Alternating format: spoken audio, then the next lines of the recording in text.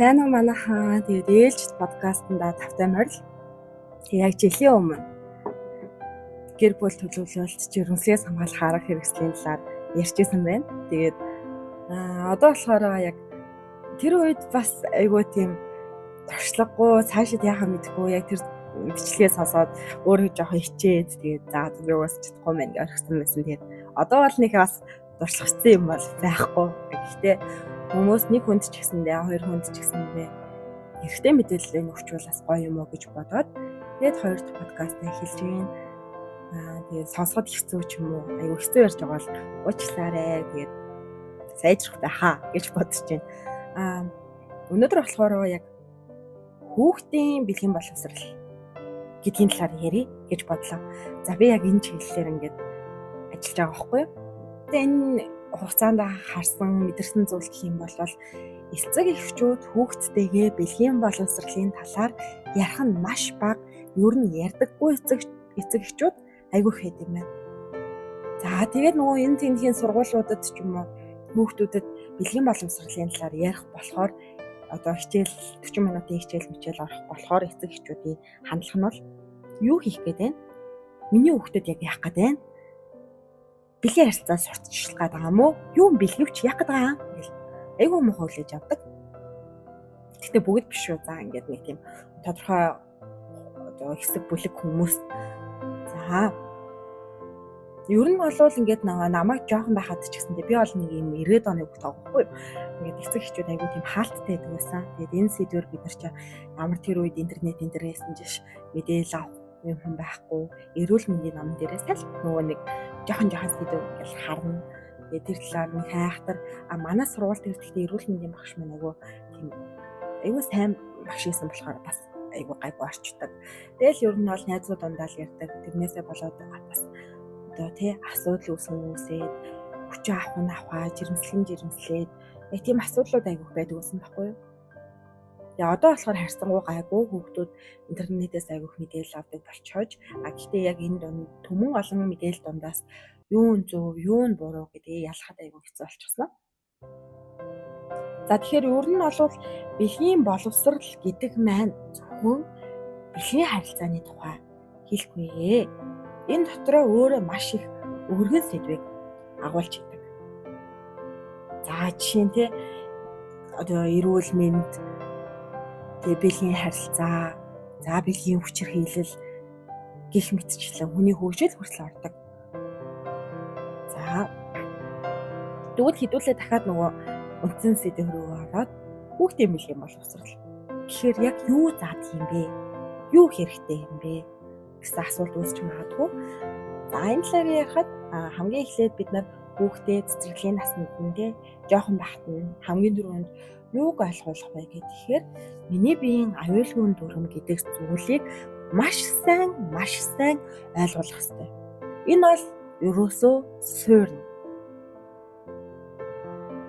За юу гэдэг чиний биед хийн хурж болох юм, хийн хурж болохгүй гэдэг зүйлүүдийг яг ингээл одоо эдгээр шиг 90-ад оны хүүхдүүд ч юм бол яг ингээд би одоо мэдчихээл жишээг авч байгаа шүү. За тэнгууд яг ингээд том хүн бол том хүн. Том хүний өдөөс юм дуурч болохгүй гэдэг юмнуудыг айгүй их хэлдэг. Бид нар ч гэсэндээ том хүний өдөөс юм дуурч болохгүй. Том хүн бол том хүн гэж өссөн байгаа байхгүй юу? За тэгээд нөгөө нэг ээж аваасаа ч юм уу ингээл нөгөө нэг томчуудаас юм асуухаар юу том хүний юм яриад байгаа юм чи? Том хүний өдөөс юу гэдэг байгаа юм чи? Гэдэг ч юм уу тий. Тэгэл ингээл эрэгтэй хүүхдээ уйлахаар эрэгтэй юм байж уйллаа гэл мэдрэмжүүдийн дараа л. За гэтэл ерөөсөө хүүхдтэй багтан чиний мэдрэмж ол зөв. Хэрвээ энэ хүн чамд эвгүй муухай мэдрэмж төрүүлээд байгаа бол чиний наад мэдрэмж ч зөв. Том хүн байлаа гэд энэ хүний бүх юм нь зөв байх албагүй. Чиний бие дураараа хурж болохгүй. Энэ бие чинь чиний бие. Эмч үзэхдээ чиний биед хурж болно. Ээж нь одоо усанд оруулахдаа ингээ хурж болно гэж мэдчихлээ. Гадуур бүр ингээд амар их асуудлууд үүсэж штэ. Ялангуяа нийт хүчирхийллийн ихэнх хувь нь ураг төрлийн хүч хэрэглээдэг. Хин ч ураг төрлөөс айхгүй байхгүй. За заах нь юм чинь. За тэр маань юм чинь, энэ маань юм чинь. Тэгээ хүүхдэд даатгаад үлдээчдэг. Хүүхэд ч гэсэн яг тэр хүнийг юу гэж харах вэ гэхээр өө миний ах юм чинь. Өө миний тэр маань юм чинь. Өө ээжийн нэ заавын нэ юм чинь гэж харна. Тэгэхээр тэр зүйлээс хүүхдээ урдчлан сэргийлэхийн тулд чамд хүрч болохгүй, эвгүй мэдрэмж төрүүлж болохгүй гэх юм бол чи хэлнэ. За тэгээд цаашлаад зөвхөн чиний бид хүрээд эвгүй мэдрэмж төрүүлэхээс гадна үг яриагаараа үзүүлж байгаа зүйлээрээ сонсож байгаа зүйлээрээ чамайг эвгүй мэдрэмж одоо төрүүлж болно чамд. Энэ ч ихсэн буруу гэдэг зүйлийг хүүхдэд ойлгуулах хэрэгтэй. Тэгээд нөгөө тэрээ чинь байн сонсоод байгаа хүүхэд өөнийрээ тийштэй гэд ойлгодог байхгүй. Яг нөгөө нэг хичээл заах явцад би бас энийг нөгөө хамгийн анх ажилдаа ороод нөгөө сурч ирсэн юм. Хүүхдүүдэд бэлгийн боловсрал заахтаа нөгөө миний бие хаана хурж болохгүй яг ярьж агаад нөгөө хүүхдийн бие дээр улаан гэрэл, шар гэрэл, ногоон гэрэл гэж төлөөлүүлээ ярьдаг байхгүй юу. Тэгээд за хэдүүлээ биеийнхаа ногоон гэрлээ гаргая. Хаа нээж болох уу гэл тэгэхээр хүүхэд бүгдээрээ нөгөө гараа заадаг бугуун хэсэг. Одоо хуруутай тий нуртлын гараа заадаг. Тэгээд энэ ногоон гэрэл байж болох юм байна. Тэгэхээр хүүхдүүдтэй өө яг тийм л штэ. За танилцъя гэл ингээл гар мар барихаар бол зүгээр. За тэгээ үргэлжлүүлээд нөгөө яг тэр гарын тий даан барих, илэх тийм үйлдэл үзүүлэхээр хүүхдүүд цогсоод байгаад идэв. Тэгээд дараа нь хүүхдээс чамд ямар мэдрэмж төрсөн гэхээр муухай. Тэгээ яагаад муухайгаа байсан бол чи гараа авахгүй байсан гэхээр та том хүн шүү дээ ч юм уу тий эсвэл эн чинь нөгөө ногоо гэсэн шүү дээ гэд хариулдаг. За тэгэхээр яах вэ гэхээр одоо гар барих тий мөрөн дээр нь зохиох гих мэтчлэн одоо хүн заримдаа хүрдэг хэсгүүд хүний чамд заримдаа хүрдэг хэсгүүд байна. Гэхдээ энэ хэсэг чиний хүн хүрэхэд гайгүй гэж бодоод хөрүүлээд удаан байлгаад иж болох. Хэрвээ тэр чамд хүрэхэд эвгүй мэдрэмж төрж эхэлж байгаа бол гараа авна. Эсэргүүцэлж байгаа гэдгээ мэдүүлнэ. Байгаад байхгүй гэдгийг ойлгуулна. Тэгвэл бол нөгөө хүүхэд чинь бүр ингээд нөгөө бүрэн тархин хөгжөөгүй учраас бас ингээд яагаад байгаа юм бол би одоо яах юм бол гэд байгаад идэг. За тэгээ жоохон том болоод ирэнгүүт нөгөө хүүхдийн нөгөө бэлгийн боловсрал гэдэг сэдвүүд чинь бэлгийн ариун цэвэр болж эхэлж байгаа байхгүй юу?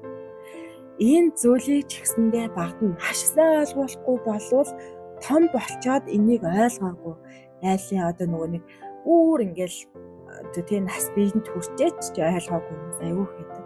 Бэлгийн ариун цэвэр маш чухал. Эр юм хамаагүй. Доод хоо яаж ухаах юм тий?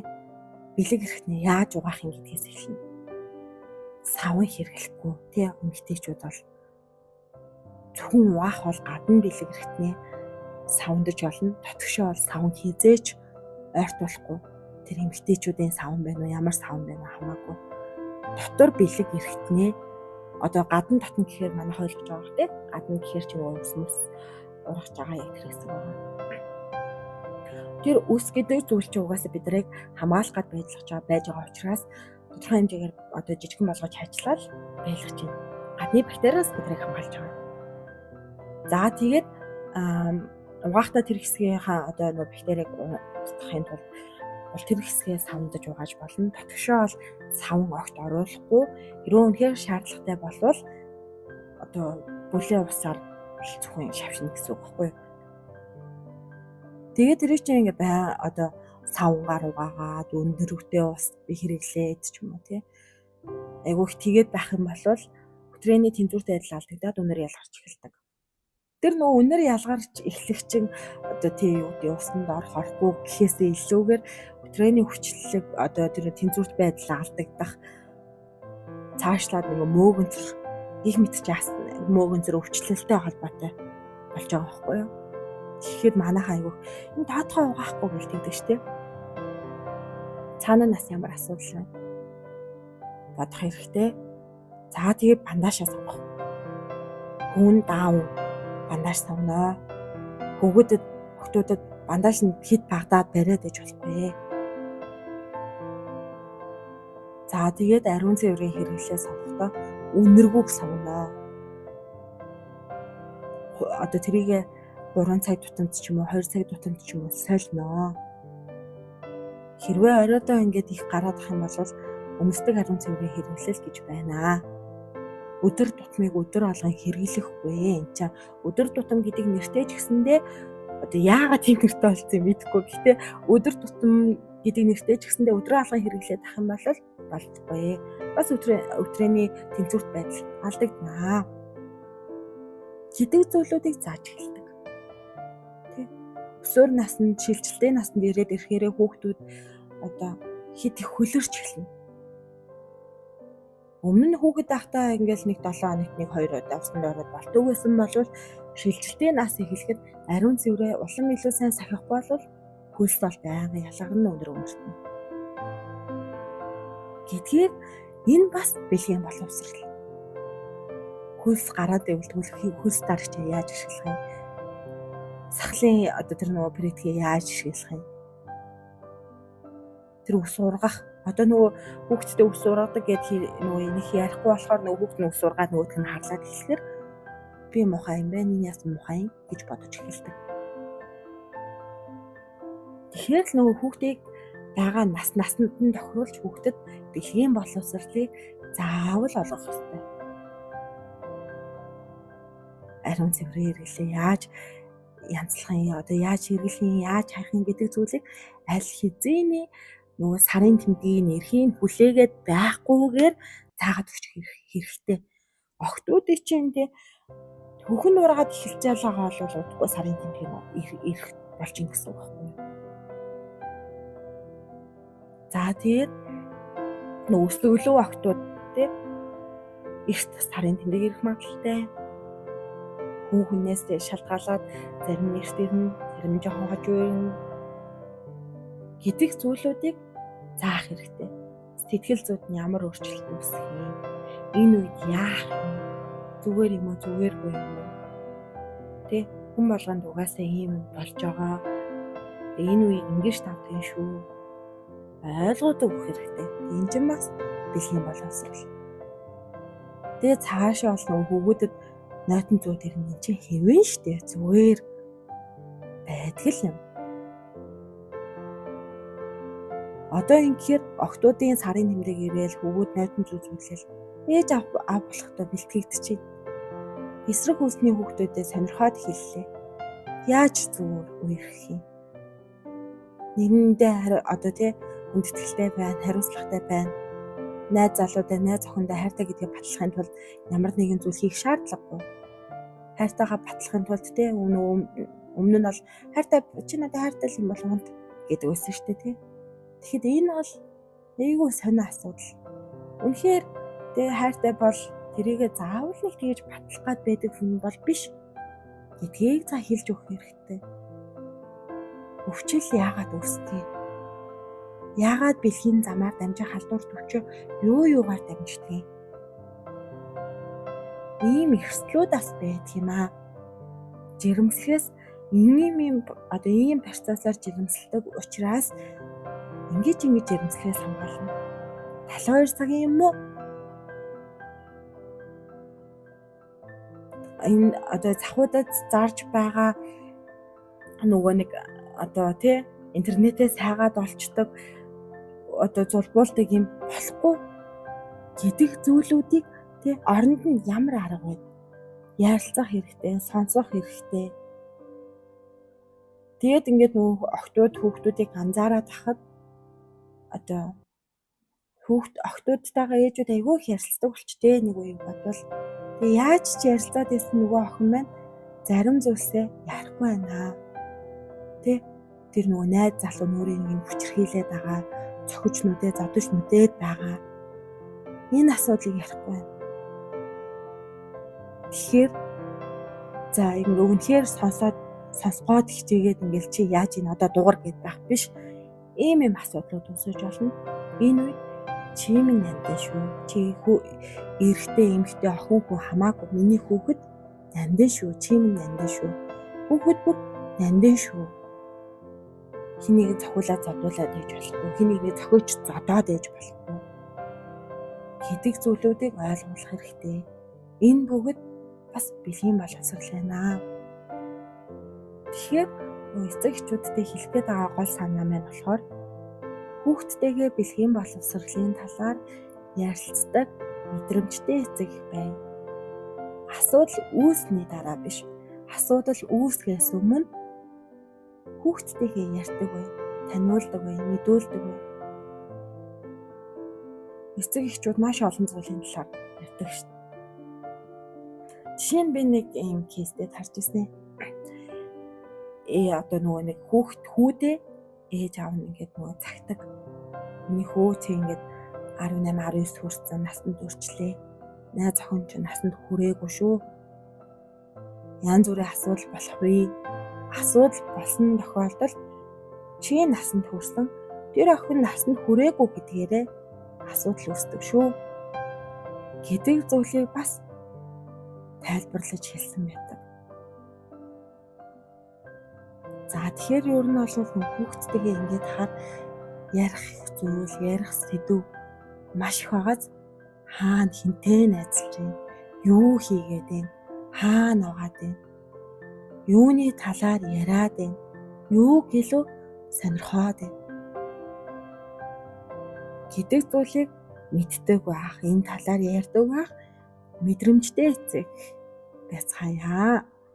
Бэлгийн боловсрол гэхээр заавал нэг бэлгийн харилцаа сурталчлаад, заагаад, сэтэлжүүлээд идэх зүйл биш шүү.